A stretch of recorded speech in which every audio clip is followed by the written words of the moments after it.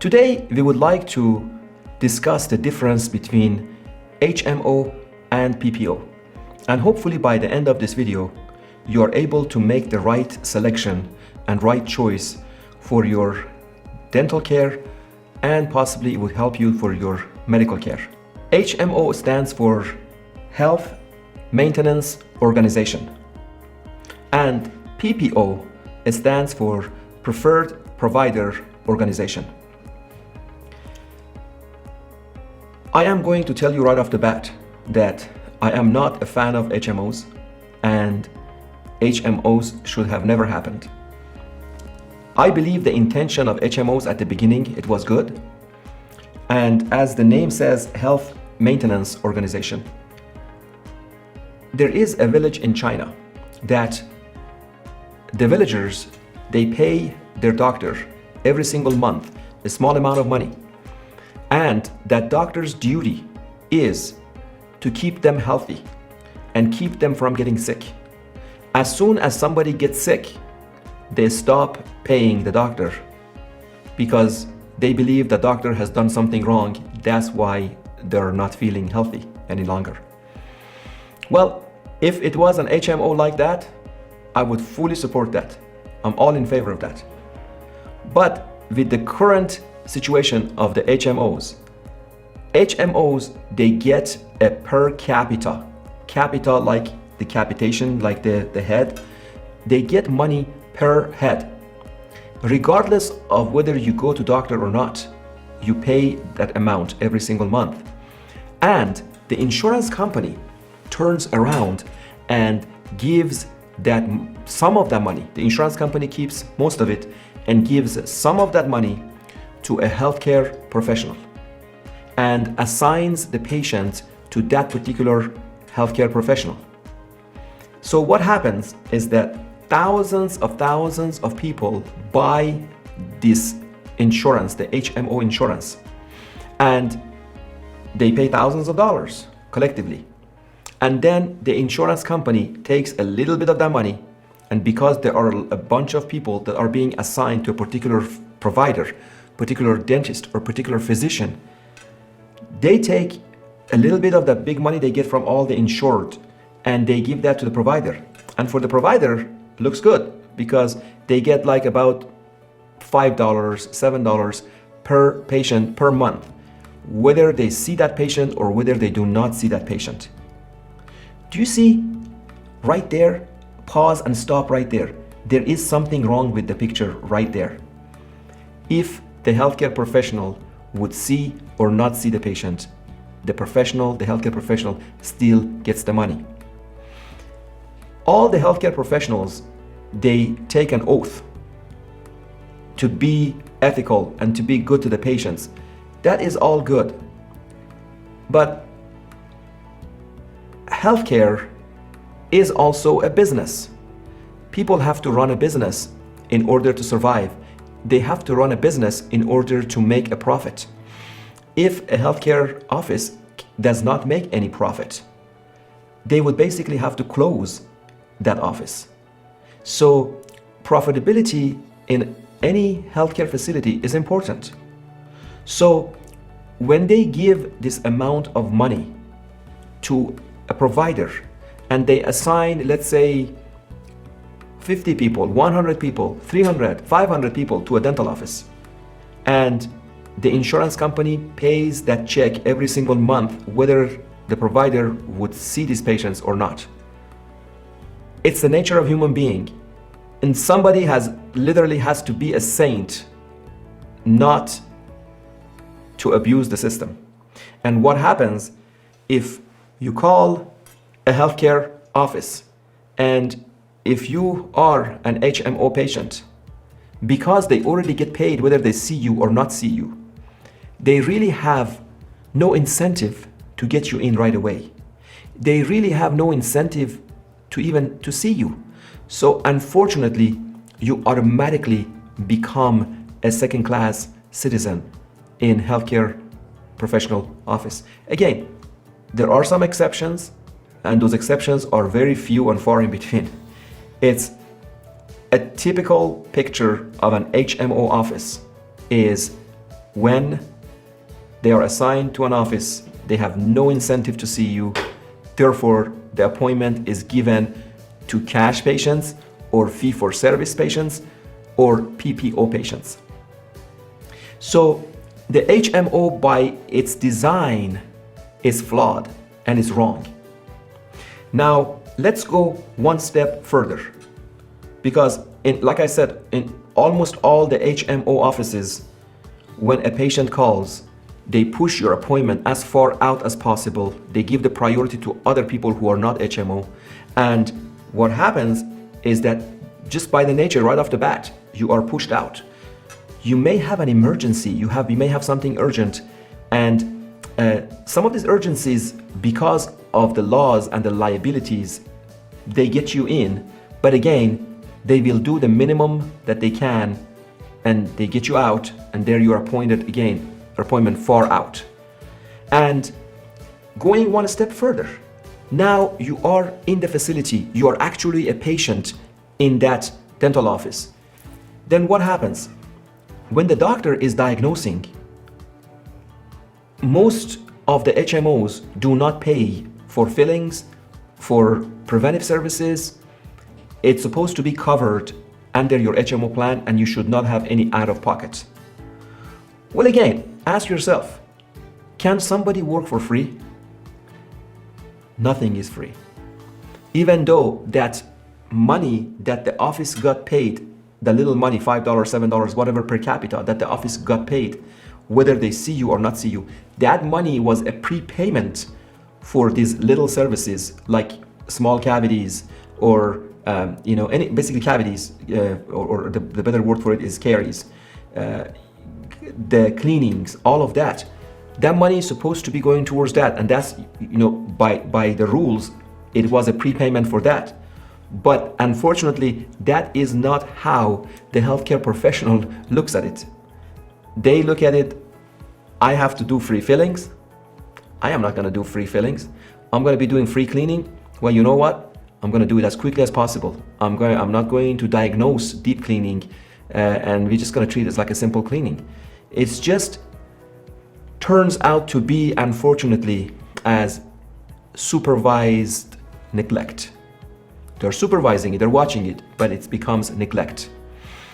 And over the years, I have seen patient after patient after patient from HMO offices that they open their mouth, and I take an intraoral camera and I look inside their mouth and I detect a ton of decays that the other HMO provider said, these are stains, let's just put a watch on this tooth.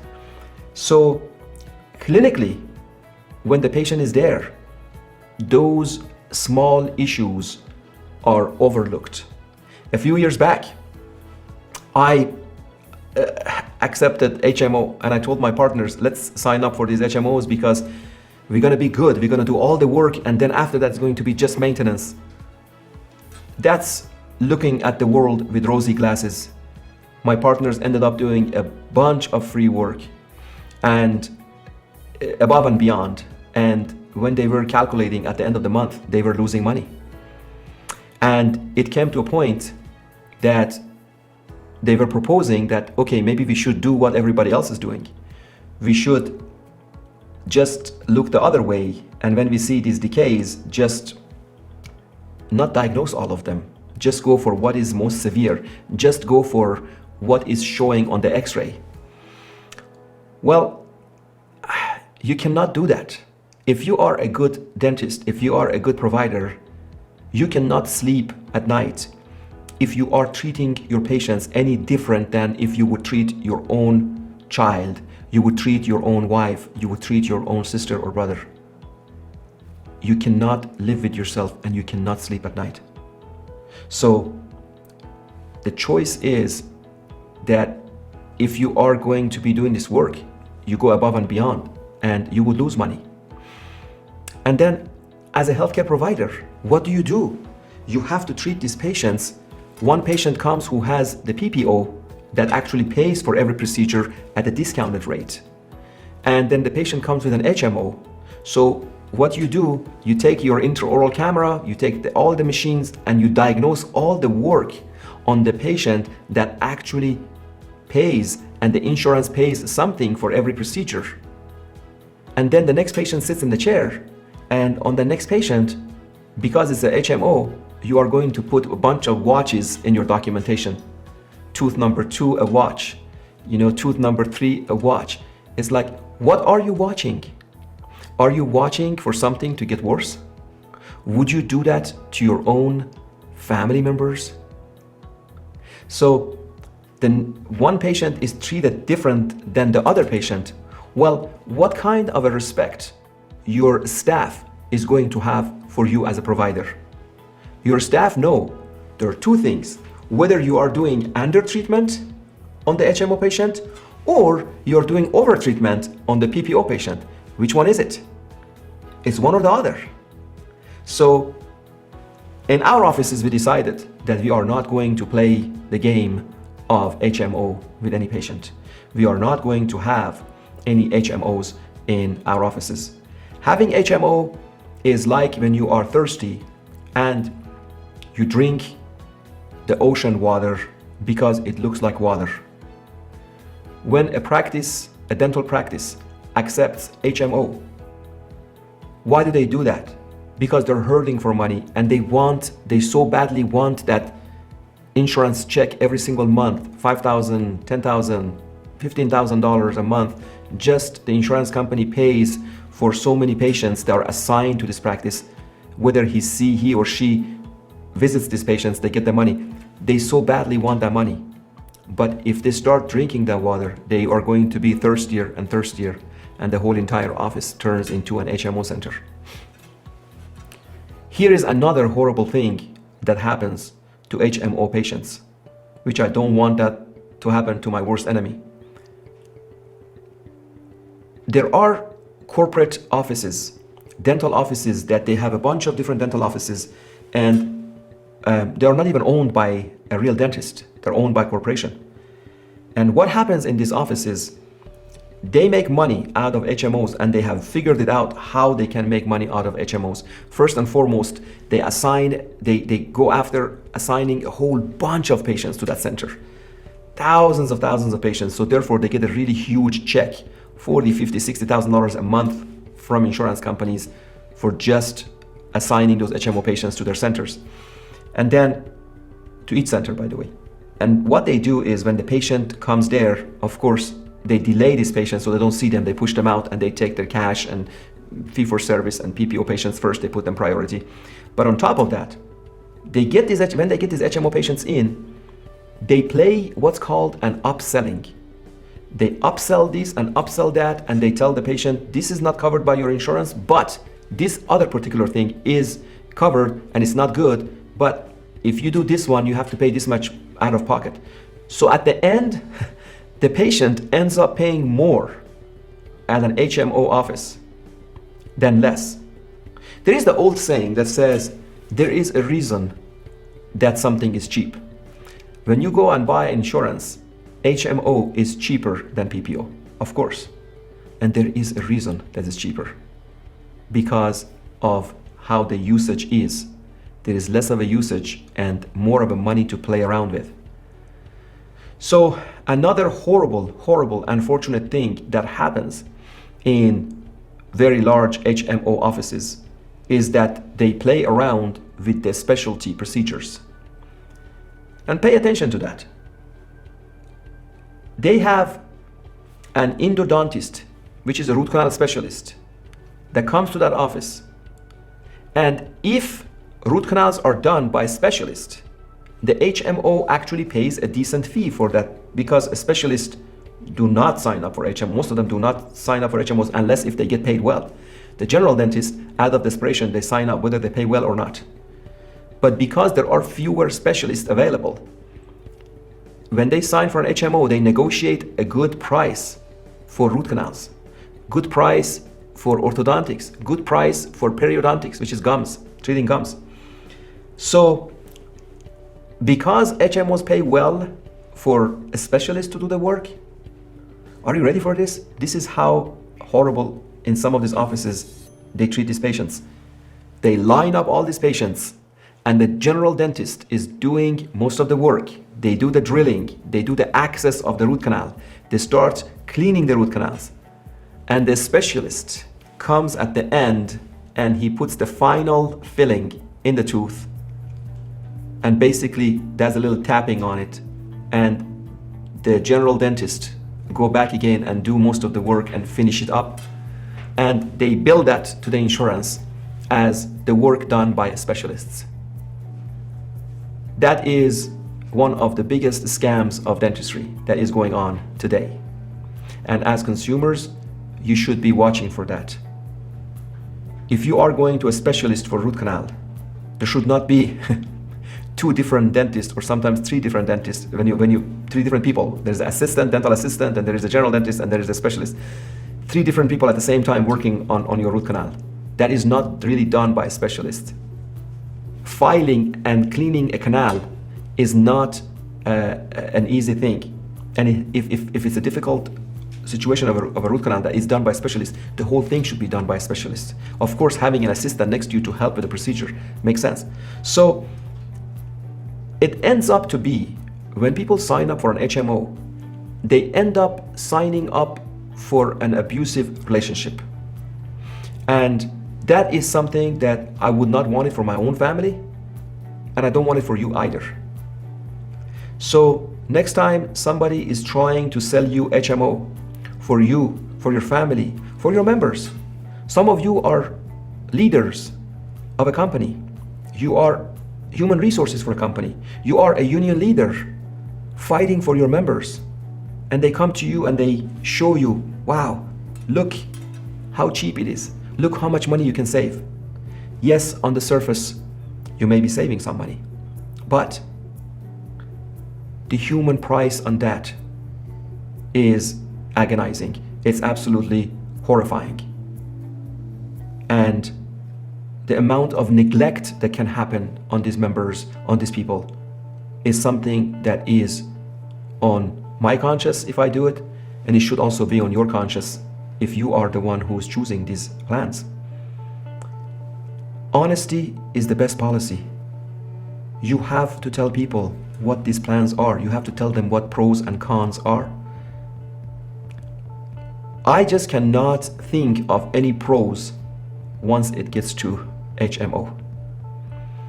On the flip side, I am a fan of PPOs because, first and foremost, when somebody signs for a preferred provider organization, they give you a list of all these dentists, all these providers, and you can choose any of them you want. And if you do not like the attitude of one provider, you can ask for your record immediately and go to the next provider that's on that list. With HMO, it is possible to switch, but it's a very cumbersome procedure. And it's like somewhat of a bad marriage. You're stuck. In some situations, some people are assigned to a chain of clinics, and that's it. They have no other choice. So with PPOs, you have a whole nice list to choose from. And the healthcare professionals also, they treat these patients well. It's to their benefit and advantage to treat these patients well and actually do the work, not delay the work. Because for every single procedure that they do with a PPO, the provider gets paid for it.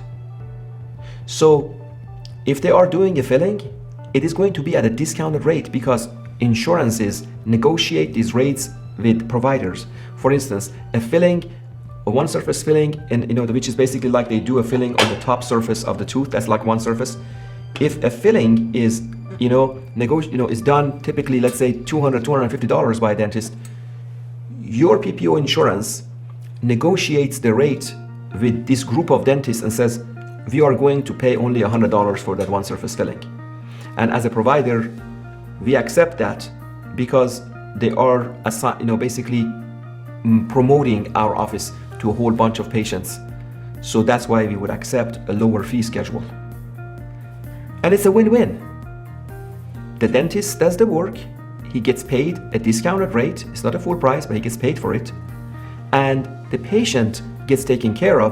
If there are any cavities, if there's any problems, those are taken care of rather than delayed and pushed back. So, and also, I am a fan of discount dental plans as well. Discount dental plans, you pay a fee for insurance, and that discount plan negotiates rates with dentists that says this is what you're expected to take from these people that we send you. This is a fee schedule that you agree to. And when they send this fee schedule to the dentist, also the patient has that fee schedule, and it creates a relationship right there that they will treat that patient at a discounted rate. The nice thing about discount dental plans, it's patient is paying for the whole amount. Really nothing is coming from the insurance company. Sometimes it's a hybrid, a little bit of something comes from insurance, but most of it comes from patient. But it's a very deep discounted plan, and it has no limit. No limit. I don't know of any discount dental plan that has a limit. And the patient goes to the dentist, rather than paying $250 for, let's say, one surface filling, let's say they pay $85, $90, and they pay that out of pocket. But if they have $10,000 worth of that kind of work, that discounted rate is applied to the entire work. So that's why I am also a fan of discount dental plans.